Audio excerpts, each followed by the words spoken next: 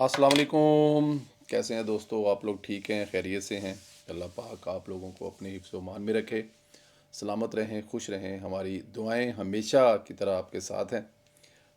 Channel को भी ज़रूर सब्सक्राइब करें, बेल आइकन को भी प्रेस करें और ज़्यादा से ज़्यादा व्हाट्सएप ग्रुपों में वी लोग को शेयर करना मत भूलें। बड़ा अहम मतलब मैं ज़ाती हैसियत में समझता हूँ कि इस वी लॉग का जो पहला हिस्सा है, हमारी आंखें खोलने के लिए, अगर अब हमने अभी भी आंखें ना खोली या अभी भी हम लोग मतलब उन्हीं चक्रों में पड़े रहे कि अल्लाह खैर करेगा, मामलात जो है ना वो बड़ी गलत डायरेक्शन और सिमत में जा रहे हैं। अभी मैं ज़रा वी लोग की तरफ जाऊं तो मैं अभी एक कॉल आई, हमारे बड़े ही प्यारे भाई हैं अनीक नाजी, उनसे जो गुफ्तगू हो रही थी, तो बहुत सारी चीज़ें ऐसे जब दो एक ही लाइन के लोग बैठ जाएं तो उनको नज़र आती भी हैं चीज़ें। तो जो मैं उनसे बात कर रहा था तो बहुत सारी चीज़ों में जो एक चीज़ कॉमन थी कि इस वक्त इस फितने का मुकाबला करने के लिए जितने भी स्टेक होल्डर्स हैं उनको एक दूसरे के साथ दो नंबरी नहीं करनी चाहिए, चाहे वो पीपल्स पार्टी हो, चाहे वो इस्टेब्लिशमेंट हो, चाहे वो नून लीग हो, क्योंकि जिससे आप मुकाबला कर रहे हैं उसका लेवल चेक करें कि वो अमेरिका के सेनेट में, कांग्रेस में वो एक करारदाद आपके पास आपके ख़िलाफ़ मंजूर करवा रहा है। उस फितने का मुकाबला अगर आपने एक दूसरे के साथ सनसेर होकर नहीं चलना तो फिर करना बड़ा मुश्किल हो जाएगा। बहरहाल आगे जाके इस पे बात करेंगे। हालात करवट लेते हैं तो सब नज़र आता है, महसूस हो जाता है कि कौन कहाँ पर क्या गेम कर रहा है। अवाम को सब दिखता है, अंधा कोई नहीं होता, नज़र सबको आ रहा है। शेख रशीद ने इस्टेब्लिशमेंट पर रंग बरंगे इल्ज़ामात लगाए, तकरीबन 50 के करीब शेख रशीद ने इंटरव्यू दिए। फवाद चौधरी भी मैदान आ गए और हाज़र सर्विस अफसर पर संगीन तरीन इल्ज़ाम लगा दिया, ख़ुद को इनकलाबियों की फहरिस्त में शामिल करवा लिया। आज फैसल वाडा भी अपनी पोजीशन से पीछे हट गए, गैर मशरूत माफ़ी मांग ली। इस्टेब्लिशमेंट अब या तो फिर कमज़ोर है, इतनी कमज़ोर है कि ये चीज़ें नहीं संभाल सकती। मतलब शेख रशीद जिस जिस तरह के इल्ज़ामात इस्टेब्लिशमेंट पर लगा रहा था, क्या मैं और आप इस बात को समझने से कासिर हैं कि शेख रशीद इतना बहादुर हो गया है? फवाद चौधरी ने जो इल्ज़ाम एक हाज़र सर्विस ऑफिसर पर लगाया है कि मेरा ट्वीट उसने लिखा था या मुझसे जो करवाया उसने करवाया था, तो आपको क्या लगता है कि हमें अंधे हैं, नज़र नहीं आ रहा क्या हो रहा है? फैसल वाडा पीछे हट जाए, माफ़ी मांग ले, आज वो भी गैर मशरूत माफ़ी मांग गया है। तो इससे क्या नज़र आता है कि क्या इस्टेब्लिशमेंट कमज़ोर हो रही है, गिरफ्त खोरी है, बेबस है, या फिर डबल गेम कर रही है? कुछ ना कुछ तो है, कहीं ना कहीं कुछ ना कुछ तो हो रहा है। फैसल वाडा जो चंद दिन पहले तक अपनी पोजीशन पर डटा हुआ था, अपने मौक़िफ़ से पीछे हटने को तैयार रहा था, इसने अचानक ही सुप्रीम कोर्ट से माफ़ी मांग ली। जो ये कह रहा था कि वो सुप्रीम कोर्ट के जज को मजबूर कर देगा कि वो इससे माफ़ी मांगे, कि सुप्रीम कोर्ट का जज जो है वो माफ़ी मांगे, आज वो बंदा खुद माफ़ी मांग रहा है। अतर मिन अल्लाह को प्राक्सी कहने पर आलमी अदालत हॉलैंड में ले जाने का ऐलान किया था, वो माफ़ी मांग रहा है। कुछ तो है जिसकी पर्दादारी है, क्योंकि शेख रशीद, फवाद चौधरी कभी इनकलाबी थे ही नहीं, तो वो इनकलाबी कैसे हो गए, अचानक वो हमलावर कैसे हो गए? अब तो यही भी अफवाह है कि आज इद्दत में निकाह केस में सज़ा मुअत्तल हो जाएगी और इमरान खान कल ही बाहर आ जाएंगे। अब मुझे लगता है कि ये ऐसा हो भी सकता है। हम लोग जो हम सोचते हैं कि इमरान खान अगले 5 साल भी बाहर नहीं आएगा, और ऐसा होना भी चाहिए और ऐसा होगा भी, लेकिन अगर ये सारी चीज़ें देखें तो ऐसा लगता है जैसे कि इमरान खान कल ही बाहर आ जाएगा, जिस तरह के हालात पैदा हो गए हैं, जिस तरफ के हालात जा रहे हैं। हालांकि इमरान खान पर अभी तक भी बेतहाशा केसेस हैं, बड़े संगीन जराइम भी हैं। इससे पहले भी जो केस हुकूमती वकला की नाअहली की वजह से ईमानदार जजों ने जो ख़त्म किए थे। बहरहाल अगर इमरान खान बाहर आ जाता है तो सूरत हाल कुछ क्या होगी, होना तो कुछ भी नहीं, लेकिन पीटीआई के बयानी को हवा मिल जाएगी, और वो जो हवा है ना वो फिर बहुत सारे लोगों को हिला देगी। खैर, एक ख़बर है, और वो ख़बर ये है कि इमरान खान पर अब एक नया मुकदमा आर्टिकल 6 के तहत बनेगा। इसकी मज़ीद तफसीलात वो जो है वो फिर आपको अगले वीलॉग में देख जाएंगे, लेकिन हमारे कानों तक ये ख़बर पहुंची है कि इमरान खान पर आर्टिकल 6 लगाकर आर्टिकल 6 का मुकदमा भी बनने जा रहा है। आने वाले दिनों में आप ये ख़बर सुनेंगे, लेकिन इसकी तफसील जो इंशाअल्लाह ताला हम आप लोगों को बताएंगे। एक तरफ یہ ریاست پر حملہ آور ہیں، لچک دکھانے کو تیار نہیں ہیں۔ دوسری طرف وزیر اعظم پھر مساک معیشت کی طرف چل پڑے ہیں۔ وزیر اعظم نے بڑے پن کا مظاہرہ کرتے ہوئے پی ٹی آئی اور عمران خان کو دعوت دی ہے، آئیں مل کر مساک معیشت کرتے ہیں۔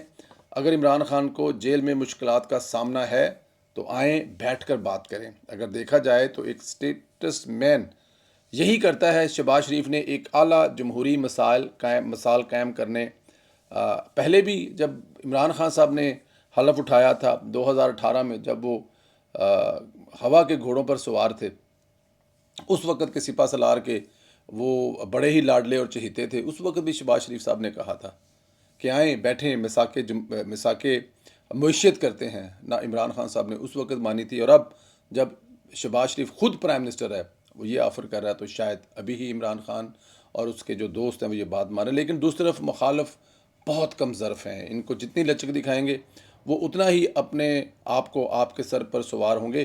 اپوزیشن لیڈر عمر ایوب نے شہباز شریف کو جواب دیا ہے کہ عمران خان کو رہا کریں، مینڈیٹ واپس کریں، پھر مساک معیشت پر بات کر لیں۔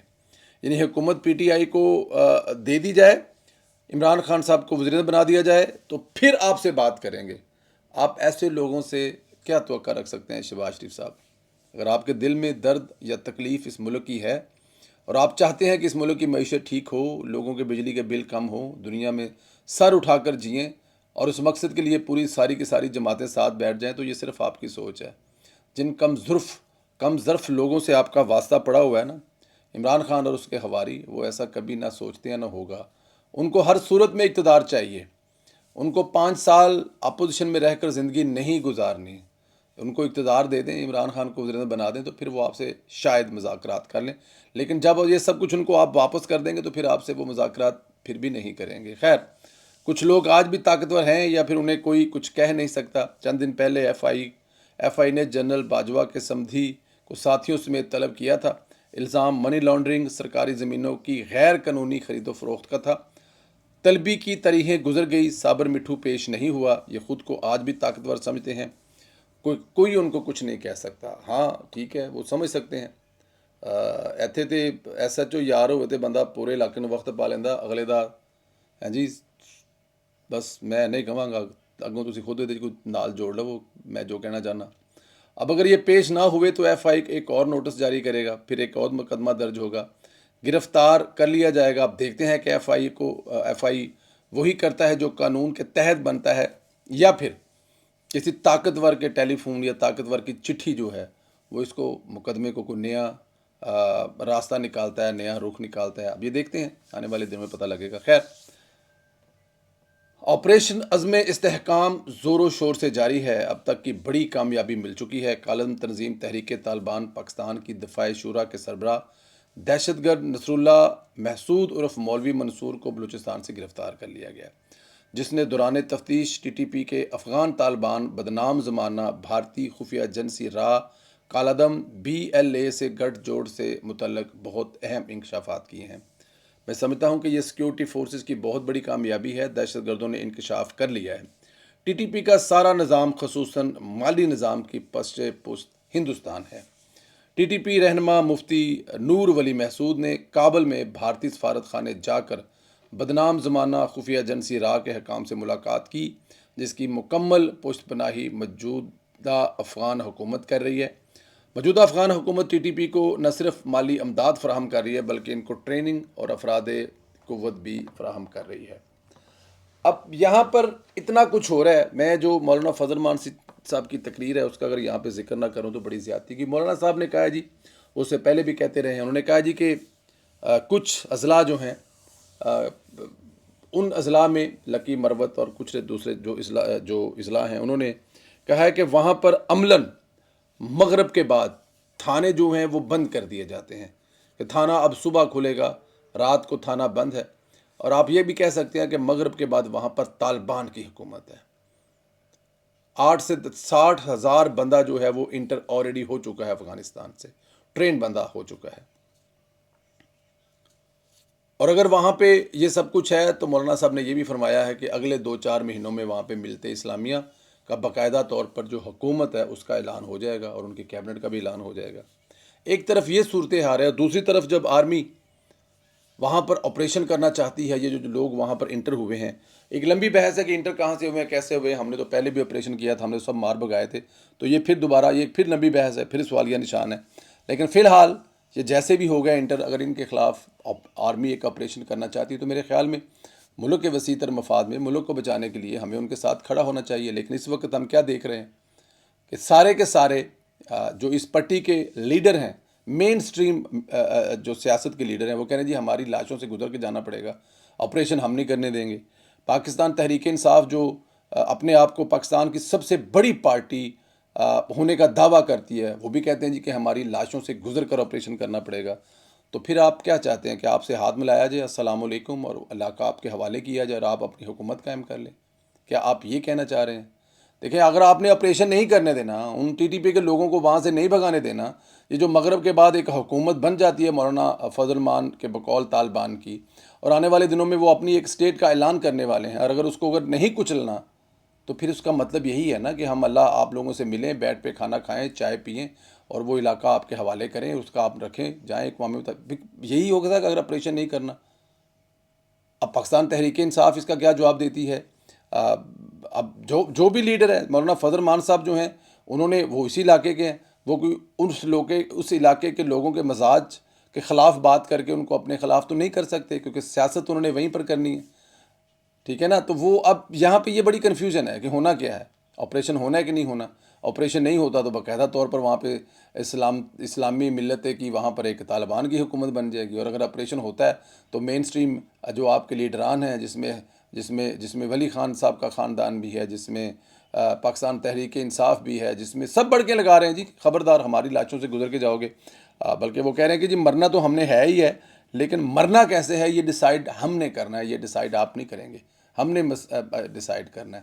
بہرحال اللہ پاک اس ملک کے ہر میرے خیال میں تو یہی کہوں گا کہ ان کو عقل دے, چاہے وہ جس بھی شعبے سے ان کا تعلق ہے. اور یہ آپریشن اگر اتنا ضروری ہے تو جتنی جلدی ہو سکے ہونا چاہیے, کہیں ایسا نہ ہو کہ ہم لوگ لیٹ ہو جائیں, کیونکہ اس سے پہلے بھی ہم بڑی بھاری جو قیمت ہے. ویسے بھی یہ آپریشن یہ 2016-17 والا آپریشن نہیں ہے, یہ اس طرح کے آپ کے لوگوں علاقے خالی نہیں کروانے.